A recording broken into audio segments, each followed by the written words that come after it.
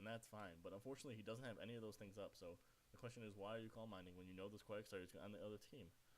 Even if it wasn't, just use something like Psyshock or Focus Blast, Shadow Ball, whatever you're carrying on it. Use that, do some damage at least. The problem is he moves it in 6 times. He doesn't ever take damage on it, and he doesn't ever do damage with it. So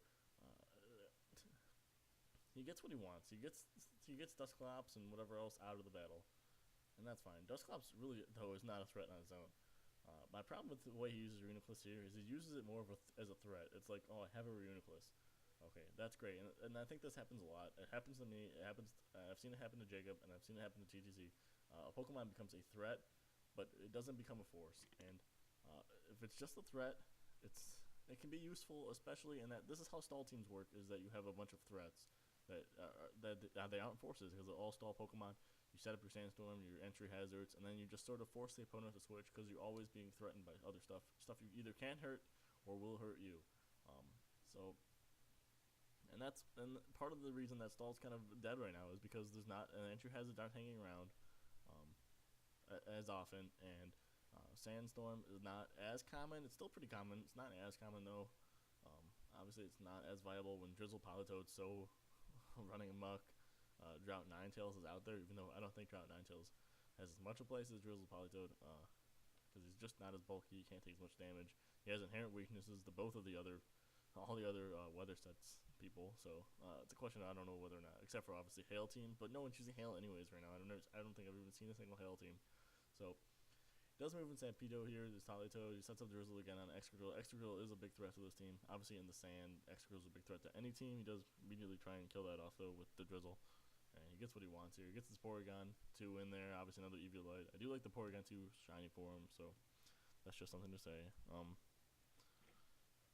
You know, so I mean, we haven't seen Reuniclus here in a while, but finally the Dusclops comes back in because the Dusclops is the one thing that doesn't mind going up against this I mean, nothing's gonna mind going up the Porygon 2, but Dusclops can take the damage, sleep it all off. It doesn't matter. He needs to get another rest off here.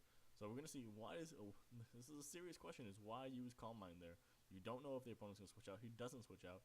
And he's gonna do it again. It's the temptation to sort of boost up on Pokemon sometimes can be so high, especially in the case of Reuniclus, where it's like, oh, if I can get 2 boosts off, I'll never die, and I can kill everything when I get that. So what happens? He switches out Dusclops. Dusclops gets his sleep off and fully recovers, and Quagsire comes in. And now these 3 Calm Minds are all useless. And, I mean, not every team is carrying Quagsire, and so sometimes this is going to work. Sometimes you can get these 3 boosts, and then you can kill the Dusclops, and then you can move on. But it's not going to work here. He does use Yawn, and the Reuniclus, look at it, it's going to be forced to switch out. And he doesn't do any damage, so I would say if you're gonna boost with Reuniclus, 1 Calm Mind is probably enough. If you want to boost, use 1 Calm Mind, and then if you can get on something like a Suicune, something like a Suicune, or something that's just set up bait, something like Suicune or any other Calm Minder really you can go against. Don't waste your time Calm Minding too much. If you can get on that, go ahead, Calm Mind all you want, but otherwise attack. And I think it's a general. This is the kind of case for all Pokemon. Use your boost if you want, and then attack. So he switches in. I think this is the 6th time he's moving in. It might be the 7th. I try to keep track. And finally, he just attacks. It took him long enough. If he uses Psyshock on that Dusclops when it's asleep there, he can kill it off, and then he doesn't have to deal with that threat anymore. And Dusclops is a threat because he can take pretty much all damage. He's not going to be able to 2-shot by, I don't think, anything that's not super effective. And really, Gengar is really the only thing that's going to be a super big threat to him. Reuniclus can do damage with Shadow Ball, but I don't know if he's carrying. He does have Psyshock on here. I don't think we've seen. I think he used Focus Blast earlier in the battle, but it did miss. So he does have that. He's got obviously Calm Mind, and he's got Recover, I believe. I don't know if we've seen Recover, but I think he has it. I guess we'll see. So you see, he's forced to fly. He can't take down Quagsire. That's one thing about Reuniclus is he can't take big, bulky. He has trouble with bulky Pokemon. He does. It's just the fact of the matter is he has trouble with bulky Pokemon because he can hit. Everyone says, oh, he's got this Ghost and he's got the fighting move, so he's got perfect coverage. Well, perfect coverage and neutral coverage, it's kind of misleading to say something has perfect coverage when it hits everything neutrally, because neutral attacks, a lot of Pokemon are more than willing to take neutral attacks. Quagsire is an example of that. Almost any bulky Pokemon, this Dusclops, more than happy to take anything that's neutral damage. Do the Ice Beam, doesn't do any damage. It's not a big deal. Floatzel's going to move in here. Obviously in the range, got Swift Swim. He's going to be able to attack with Waterfall here, do a lot of damage. So we'll see what this does.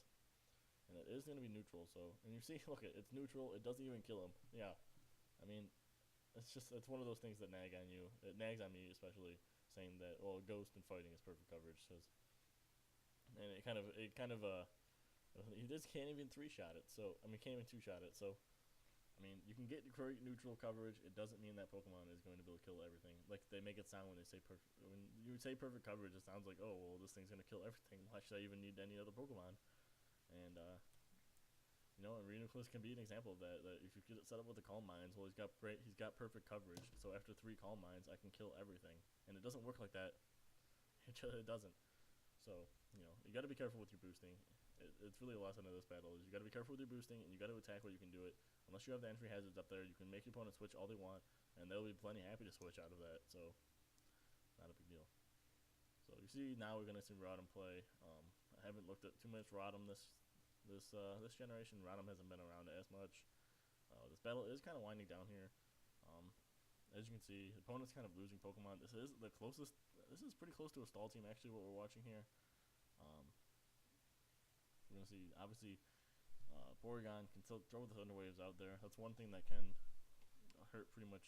Definitely. Well, actually, Quagsire is not going to take those. Obviously, Dusclops can rest them away. So I don't know. That's not a very good Pokemon here. He does use Floatzel. You're gonna see he's gonna probably use Twist Swim Waterfall here. Obviously, I'm more than happy to take that. He doesn't do any damage. And so moves in here. He's going to kill him. And he's got the waterfall. He's going to do some damage here. He does flinch. So that's one of the things about the Swift Swim waterfall. Obviously, they don't have it banned either. Or maybe they're playing by adjusted rules. Obviously, Floatzel, not a huge threat. You see the flinch there. It does kind of cost him a bit. Doesn't matter. Sandstorm's going to kill him off anyway. So, Floatzel's one of those, the unintended consequences of the Swift Swim plus Drizzle ban.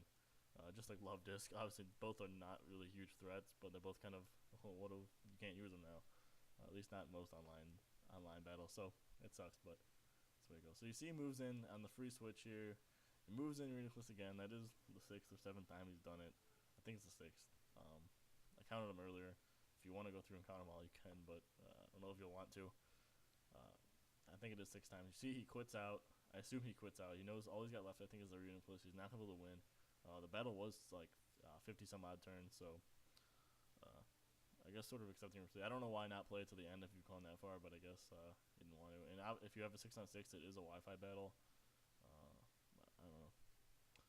Anyway, so there we saw that, and finally we're gonna see. I think what I have is the perfect tower counter to Reuniclus here, and so we're gonna see this is a 3-on-3 battle between 2 Japanese players. We're gonna see Executor and Weavile come in, and Weavile's going to do Night Slash, do a lot of damage. Obviously, Executor is pretty much weak to everything in the game.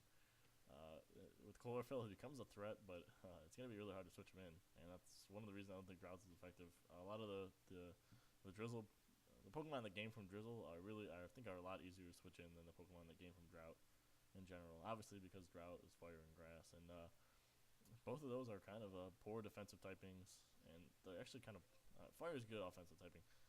Grass is kind of a middle ground, not good or bad. I don't know what to say about grass typing.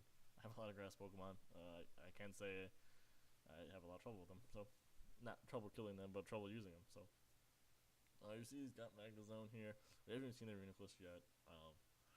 He's killed off the Caesar now with Hidden Power. I assume it was Fire. It kills him so quickly. It had to be Fire.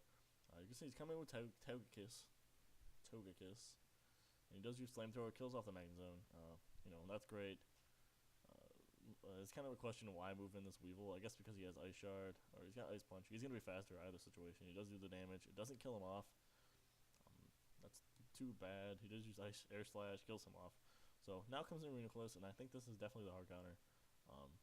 Reuniclus definitely can kill him off. He can get off a hit here. Unfortunately, Togekiss is going to flinch him here. He's kind of hoping that this is the one thing about Togekiss. He's a great Pokemon, and he should be used on every single team. I highly recommend him. You see, he flinches him there again. He flinches him. He's got him 2 times in a row. Gets him 3 times in a row. And now he's going to kill him because Reuniclus is slow. So what's the lesson here?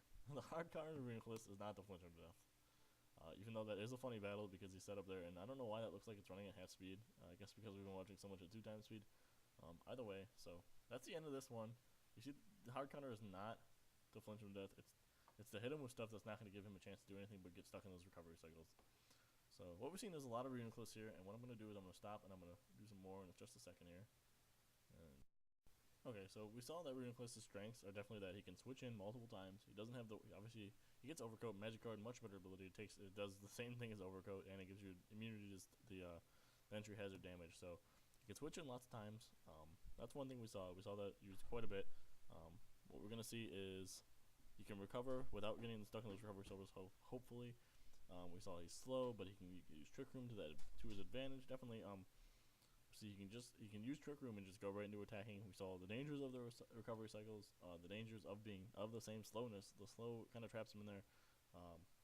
We saw the dangers of Calm Minding too much. That exists for any Pokemon, but Reuniclus especially, because everyone knows the special attack is high, special defense is good, HP is high. Once you get that set up, you can sweep entire teams, but not there.